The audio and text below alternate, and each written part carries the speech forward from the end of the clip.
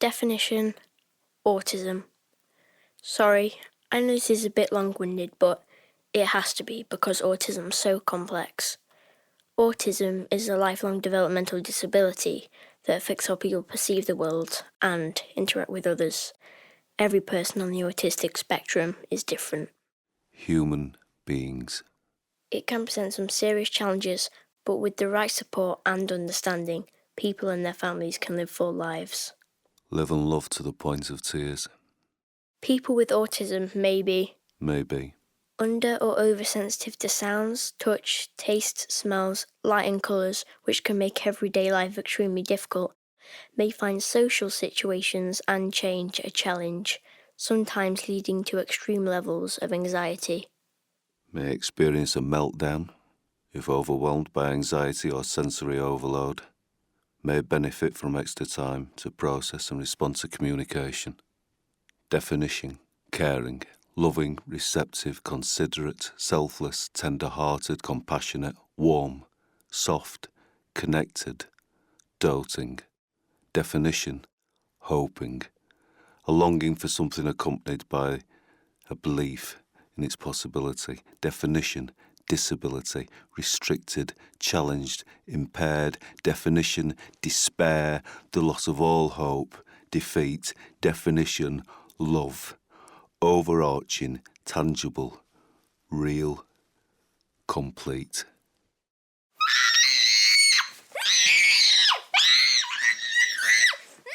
A decade ago, in the dark, collapsing night, anguish, torment, intense distress, load, Christine's exhausted misery, but held aloft by the tempered steel of tender love, its hold, holding, holding, holding. Just tell me. Shh, Mum's here, Daniel. Shh, shh, shh, shh. I'm here. It's okay. Hey. Justine, what do you want me to do? I don't know. Don't. No.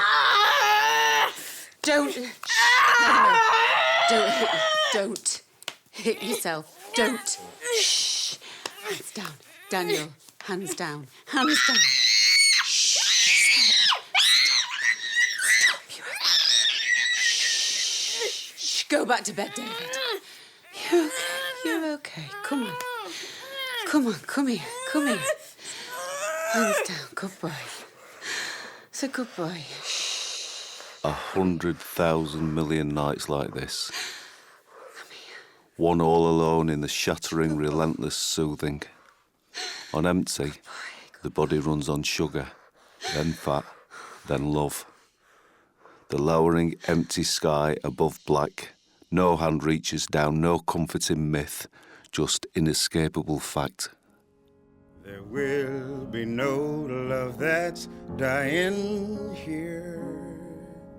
The bird that flew in through my window simply lost his way. He broke his wing, I helped him heal, and then he flew away. A Badge, written and directed by Tony Pitts. Everywhere, but I Present day. Shaken dry by tumbled drier years, arms thickened with a loving and lifting and holding, a compassionate oak, hope. Christine stands in a flat white coffee shop and offers support, a group to bear the weight and stop all from falling, slipping or drowning. So, hello everyone. My name's Christine. Thank you for coming. I'll just start with my story. Actually, I don't know how I'm going to start this because I think when you talk to anybody who has a son of 18 or more, you've been on an incredible journey. So where I am now has taken me 18 years. It's very much... It's a bit like suffering the death of a family member and then being given someone to replace that person. And then you learn to live with that person. Oh, and love that person with all of your heart, all of me, every bit of me. but with the sorrow of the death of the person that was lost to you. I've got 2 boys. Michael, first. I had him very young. I was only 19, married to David. I was 19, thought I was savvy, felt, yes, everything's okay. I had Michael, everything was lovely. And then 18 months later, I was expecting again, Daniel, natural birth. Oh, he was a big boy, £10.5. I was in and out of hospital, 5 hours. Literally, he came out eating a rusk. Came home, cooked a Sunday roast, plonked Daniel down the corner. Oh, he had such a lovely... He looked about 3 or 4 months old. And I thought, brilliant. Brilliant. I've got my 2 boys. And Michael has a brother.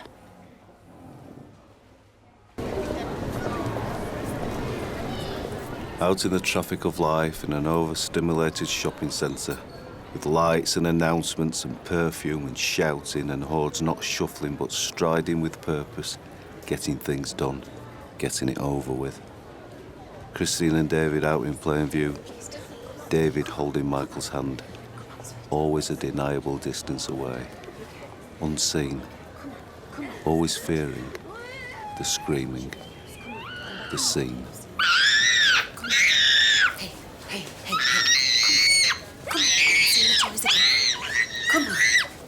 Come on, Daniel, you've seen Elmo. Come on.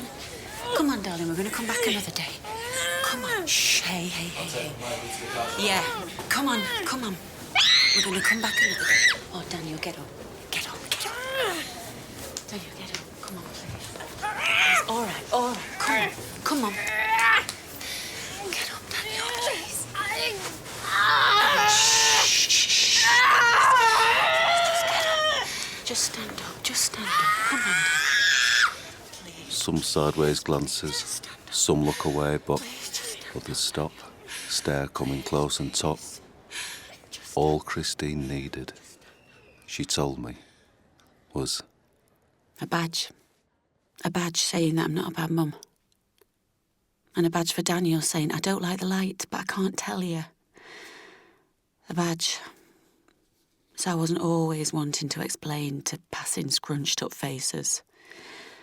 A badge saying, please don't make us feel like a burden. The bones of love are everywhere, but oh, I won't let it be. Christine here, amongst the tip-tap texting and the frothing milk and the spitting water of now. So then I had like a year to 14 months of watching the child develop, Daniel. And you know something isn't quite right. We can't pinpoint it. There's no physical abnormality. Well, if anything, he seems to be clever at certain tasks. So it was about 16 months. Denial. Oh, it was denial. I can see that now. I couldn't have that feeling of there's something wrong, because as a mother, you fight that. So I always had something at the back of my head, back of my mind to compensate. Because like I say, Daniel, he was very quick at running around, doing things. He learnt to walk very quickly, so physically, he was going to be fine. And because my first boy, Michael, was very, hello, mummy, very calm, I just put them into brackets. And I told myself, OK, so Daniel's just not going to be like Michael. He'll be the naughty one. So I made a reason for Daniel being different. I made it. So what happened was, so the health visitor gave me criteria, developmental criteria. He could go up ladders, build bricks, he could do whatever. But there was no language. No, the language he had was not the correct form of communication. He'd pull you. But there was no eye contact. I couldn't get him to look. There was no babbling. If he wanted something up there, he'd just climb up. Whereas Michael, you see, he would look and he'd point and he'd ask. In the car, the retreating, the drawing back, he'd fled first, dropped his eyes, knowing that, and sought sanctuary in the bond he had. Reached for sing-song chit-chat, trying, taught. Hey, football time, Michael. Hope I get through. Hope? Of course you will. You have to. Back yourself. And believe you can do it. Are you coming to watch football, Mum? It's trials for the first team. Oh, I can't, love. Sorry. Not to worry. I'll take you, lad. It's all right, Dan. We could go to another shop. We can't, Michael. You've got football. I know, but Daniel wants to. Oh, love. It's all right. You go to your football with your dad. We'll go home. Daniel can watch his videos. Can't you, Daniel, eh? Yeah, you can't miss your trials. You've got to... You know, we can't all be... What? Can't be what? What? We could go out later. For a meal. Could get Mum to come round that Italian on Otley Road. We can't. How can we?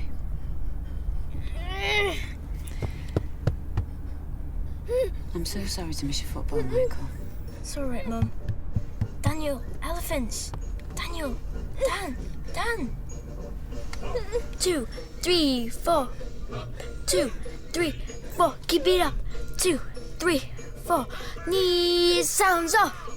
Oh, the aim of our patrol is a question rather droll.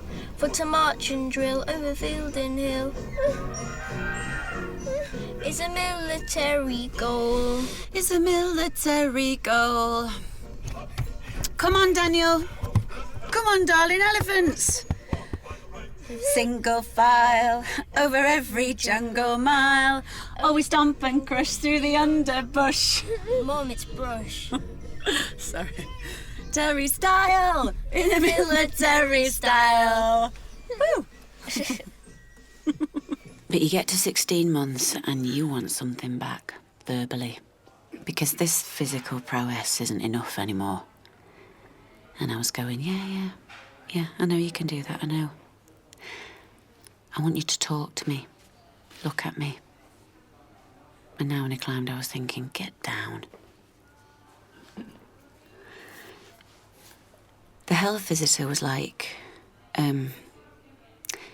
she said, look, not that we think there's anything wrong with your child, but what we'd like to do is just get him checked over just in case there's anything wrong with his hearing. Because that's the first thing they do with autism, you see. Because if he's not receiving the signals right, then he won't be able to give them out right. So I thought, I didn't really, but I thought, hold on, he's deaf. So I remember rustling crisp packets at the end of the garden. And Daniel was there in like 30 seconds and I knew he wasn't deaf.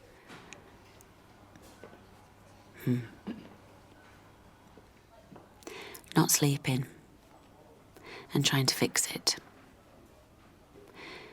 And finally knowing that there were things I couldn't fix. Fixing the halo slipped after the shine has worn off. Are they shining still in front of our dusted lids? Is that your bag? You know it is. I'll move it then, shall I? Just leave it, I'll do it. So when the extension's built, Yeah? there'll be people in the house, carers. Yeah, I know. You'll be all right with that, will you? It's not a case of that. It's whatever needs to be done, so we've said, haven't we? Yeah. But what will you do? What do you mean? Well, I'll have a carers to help me. Yeah, I know. So, What? what will you do? I'll be here. With you. And Daniel? Yes. Daniel and Michael. With you, here. 'Cause I'll be all right when the carers come. I'll manage. You It's can. all right, as long as I've got you. I couldn't live without you. But you could without Daniel. I'm not saying I couldn't. I'm doing everything I can. He needs me. All of me. And you couldn't leave me, but you could him. You can't fix it, David. I'm doing what I can. And you don't have to fix it. I'm telling you. Go. I'm letting you go. I don't want to go. I don't want you to let me go. I do. You've done all you can do. You've done everything. Oh, everything you can. But I don't need you now. You can have another life. My life is... I can never cut the strings. Never. All his life he needs me. I have to do it. I'm his mum. Michael will leave one day, make his own way. He might come back if he needs me, and I'll put my mum badge back on. But I can't take off my mum badge with Daniel. I can never do that with him. Daniel needs the certainty, the routine, right things in the right place. You're a good man. Oh, don't. Don't say what sort of man I am. I'm your husband. I'm the boy's dad. It's too much. It's too much for you. You just keep working and you're so unhappy. Look at you.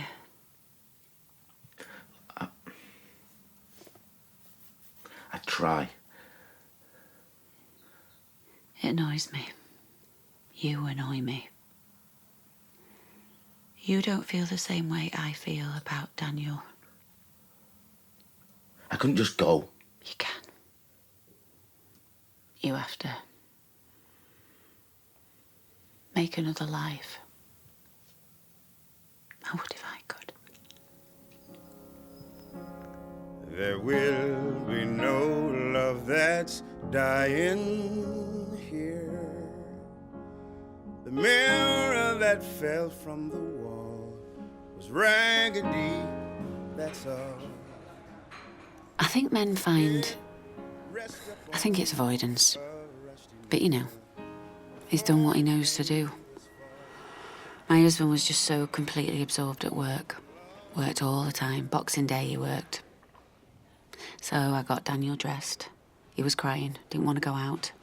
He had all his things lined up all the way from his room across the floor to the bathroom. And I got him and Michael in the car, and Daniel was climbing all over me, but eventually I got him in. And we went to a drive-through McDonald's in Leeds. And I just sat there. All he wanted was the food. I could have been anybody. I had no connection. I could have finished it that day. But then the turning point, 2 turning points. They told me to take Daniel to this play school. And I was like, oh, it'll be social workers and, you know, blah, blah, blah.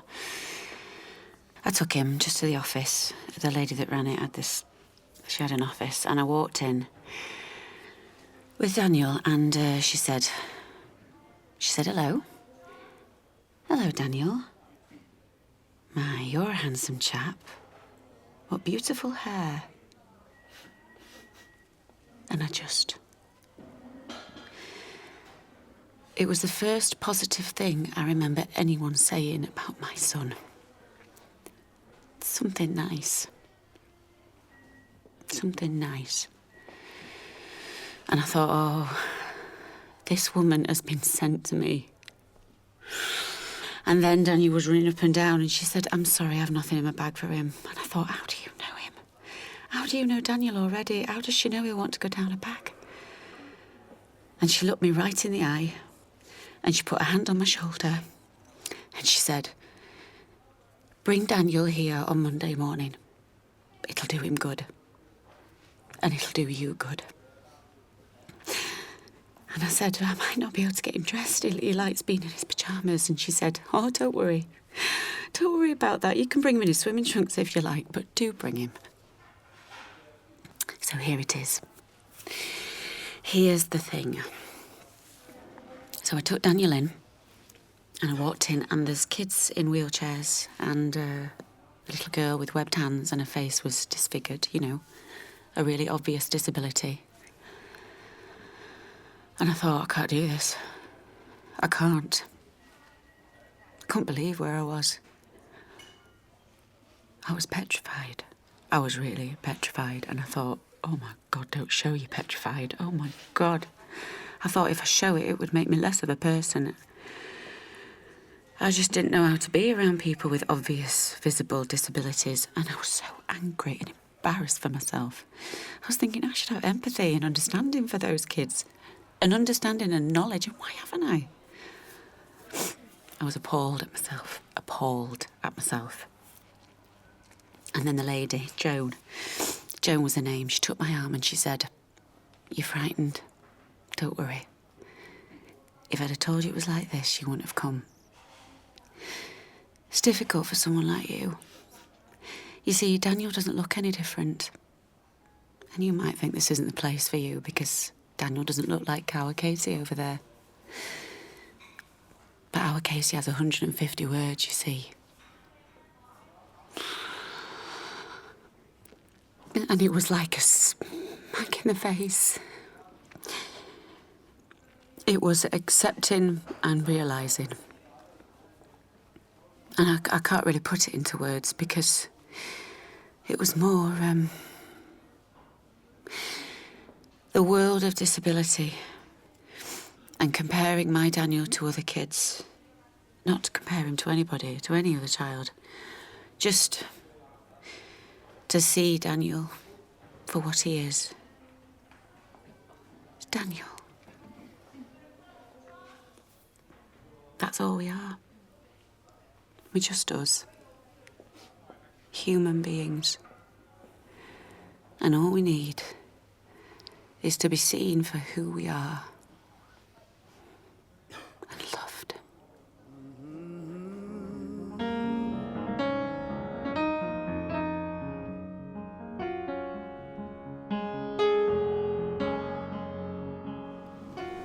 Hello, Christine. Hello? My name's Anne. I was at the meeting. Yes, I saw you. Yeah. I just wanted to... Well, first off, that was so powerful to listen to you talking like that. It was really honest and... Well, thank you. It means more than I can tell you. Oh, well, thank you. It's really kind. It's my daughter, really. My daughter, Chloe. Well, my granddaughter, Coco. Sorry, I'm not making any sense. My daughter, Chloe, has a little girl, Coco. She's 3.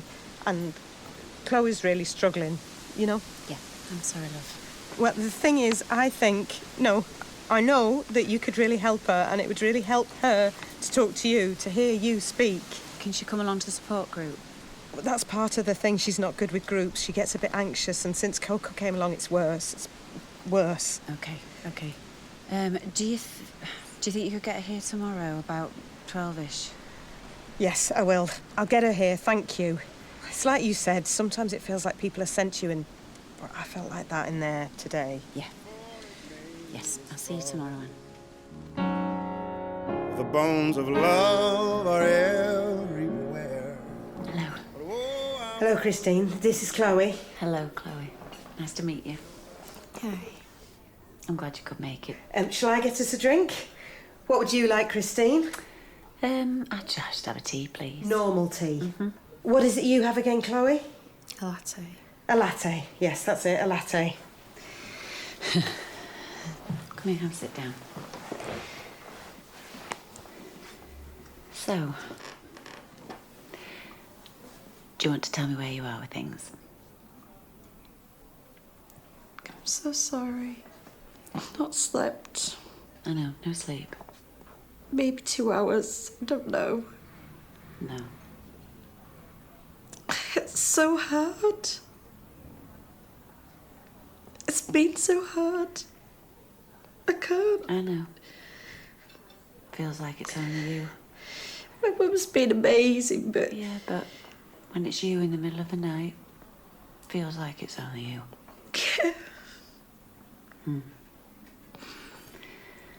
Well, I didn't sleep for about 6 years. No more than 3, maybe 4 hours a night. Now it's 6, even 7. It got better. Oh, yeah, it did. It did, it got better. Thank you. Yeah. So you've got a little girl? Yeah, Coco. She's 3. Oh, that's a beautiful name. Coco. Like the perfume. Yeah, my mum says people think it's like the bedtime drink. Yeah, well, I don't think that. I think it's a lovely name. So? Try not to get upset. I'm a bit full up, you know? Yeah. Yes, I do. Don't worry about that. I had her when I was 23. I'm 26 now and had a bit of postnatal depression, so that was... Hard. Yeah. So then I dived into being a mum. So? Right, here you are. Tea, Christine. Thank you. There's your latte. I fancied a cocoa, but they don't do it. So I've just got tea. That's a gift that keeps giving, isn't it, Mum? Oh, it tickles me. Chloe was just telling me about... Oh, yeah. Go on, love. I'll sit quiet.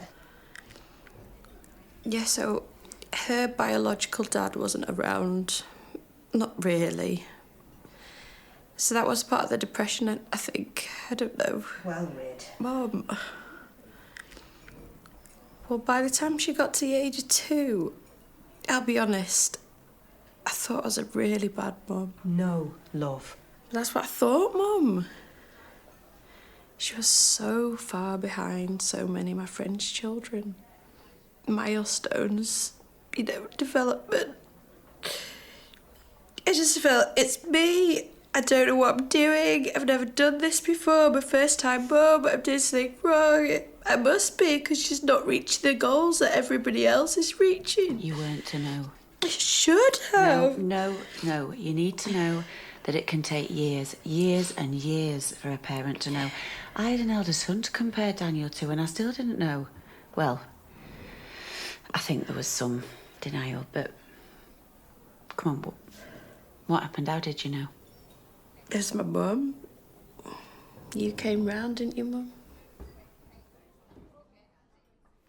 Is Coco asleep? What are you doing here? It's late. I want to talk to you. What's wrong, Mum? Are you ill? Oh, God, what's wrong? It's not about me. It's about Coco. What? What do you mean? Sit down, Chloe. Have a sit. No, I don't want to. What's wrong? Well, I'm going to sit down. Right, OK. So, we've got a boy at school, Lee. Lee's his name. And he's around 12. He's 12. Something like that. What's this got to do with me? This boy, Lee, he's got autism. And we had his mum up to the school for a meeting. So I asked her to explain what it was like growing up. What he was like when he was younger, much younger. And she started explaining, and it just clicked with me. I was like, oh my God, that is Coco. So, anyway, when I got home, I went on the website. There's an Autistic Society, their website.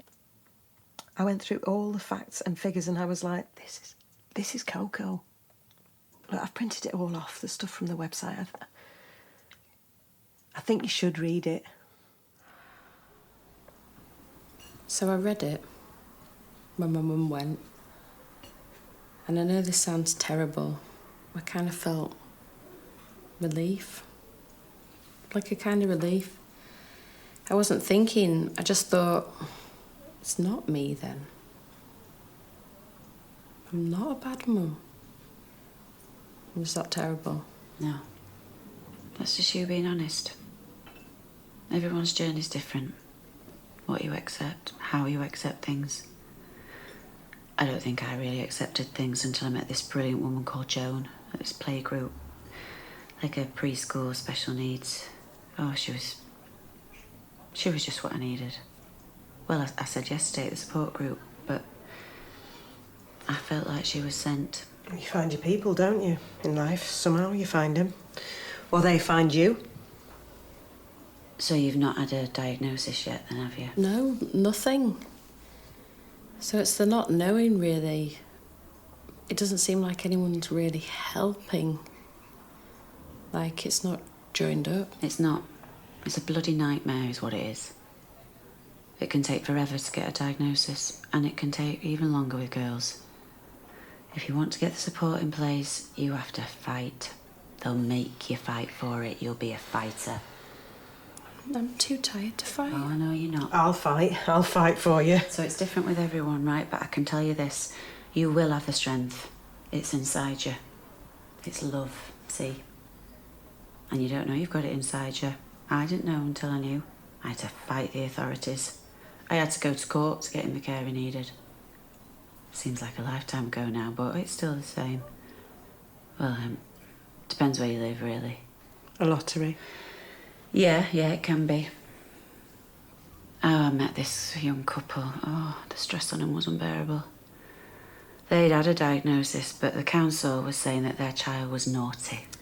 Can you believe that? And this is only recently. Well, it drained them of all the money they had. They were eating from food banks. They kept fighting, and eventually they got the support in place. But people shouldn't have to. It makes me so cross. Do you know what I find hard? It's going out. I'm a bit terrified of what people think. And I know I shouldn't, but it's easier to stay in. I've told her. I've said she has to go out. Can't be good for her stuck in a flat day after day. I was on the bus. And she got up. She wanted to walk down the aisle of the bus. You know, she likes walking backwards. She's always done it. And there were some school kids, and I just thought, oh, God, they'll take the piss out of her, you know, and I couldn't stand it. And they were all shouting. She doesn't like noise. So I was holding her, and she got really distressed, screaming and then biting her hand really bad. And these kids were laughing. And then this woman just turned round and stared at me like, control your child. And I just got off the bus. I got off and I walked all the way home. Oh, kids are cruel, aren't they? It wasn't just kids. That's the thing. It's that woman's face. I can still see her face. Do you know what I learnt to do? And this took me years to cotton on, but I tell you, what's really powerful is smiling. Yeah, I smile at them. I just catch their eye and I smile.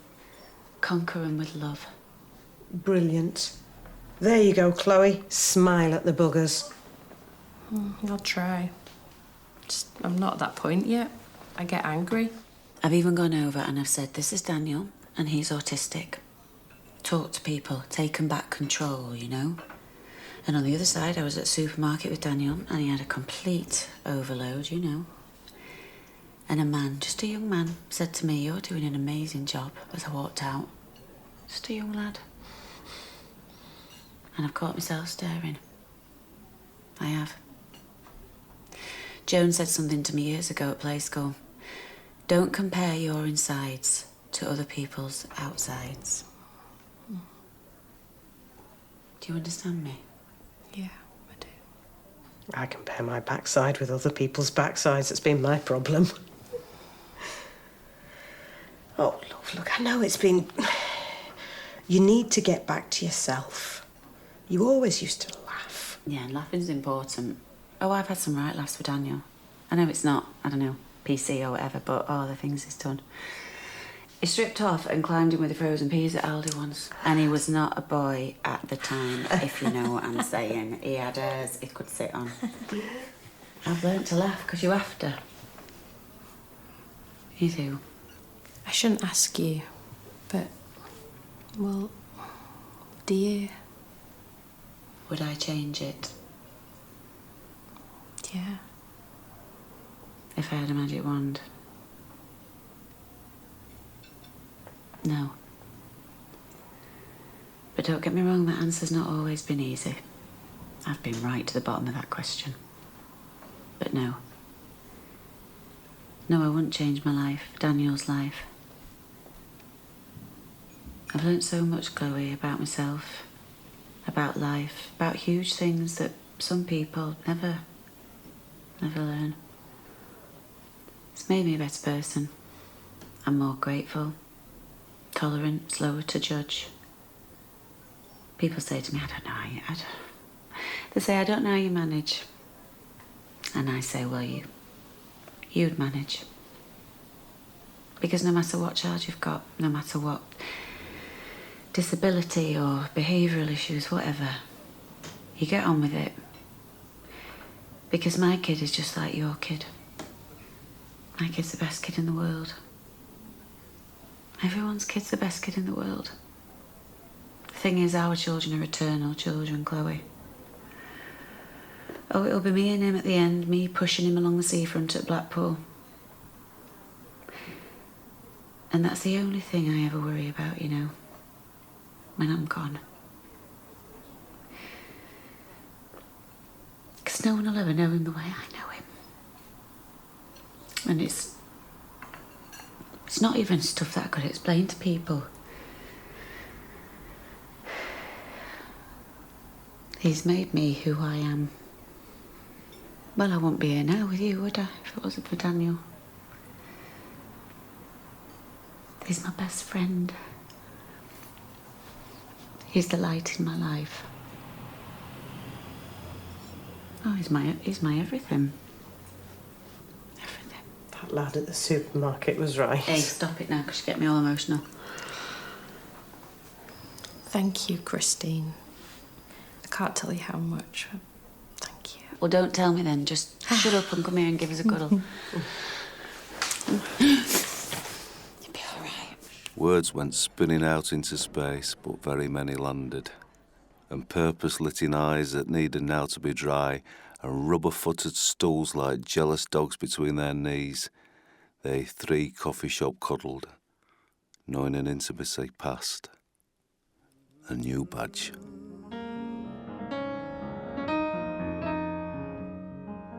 Back in a pumped-up flat, armed with knowledge, the power that gives you that, 2 clear-eyed mums, determined clarity, an inspired sense of purpose, personal autonomy. Right, we get onto the health visitor, speech therapy, paediatrician, get her into a proper preschool, and a diagnosis, get the support and help. DLA? Yeah, and then special needs school, not mainstream. No, she'd be lost. It'd be a long road, mind, love. Yeah, I know, but it's a road, isn't it? Leading somewhere. Yeah. And you'll come back into yourself. Yeah. Do you know I found Coco in the sink drinking a glass of my wine last week? What? Last Wednesday. When you went to the doctor's. I'd only nipped to the loo. She was in the sink drinking my wine. Was she? Yeah. Oh, Mum. I know. Infinite possibilities, finite destiny. Christine privileges pragmatism, the shining banner of hope, knowing that if you meet a child with autism, that's what you've met. One child. Not wanting Chloe to have to cope with the unthinkable. In her mind, a miracle. When I went for the diagnosis, I'd already accepted he was autistic, so I thought I was ready to hear it. So I said to the paediatrician, I said, right, I'm going to be cheeky here. And I said, how severe is my son's autism on the spectrum? I know you can't tell me, but it would be really great if you did. And they did. They said severe, which I wasn't expecting. They said his autism will delay everything else. Please prepare for the fact that your child will never speak. And that got me more than anything. Because I'd waited so long to hear him say, Mum. It absolutely devastated me. Her heart had fallen like sickled wheat, until after an endless night of a lived life's love given and given, a harvest reaped. Michael and I went to the Harvest Festival assembly at his school. And Daniel's sitting on the front bench and me and Michael getting our seats. And we spot him straight away and we're waving. Daniel! Daniel! Waving and shouting him, but he didn't see us. So anyway, we settled down and after about 5 minutes I could see him looking. And he saw us, and he stood up, and he pointed, and he said, Mom! In front of everybody. And I literally just stood there. Did you just hear that? Michael? Michael?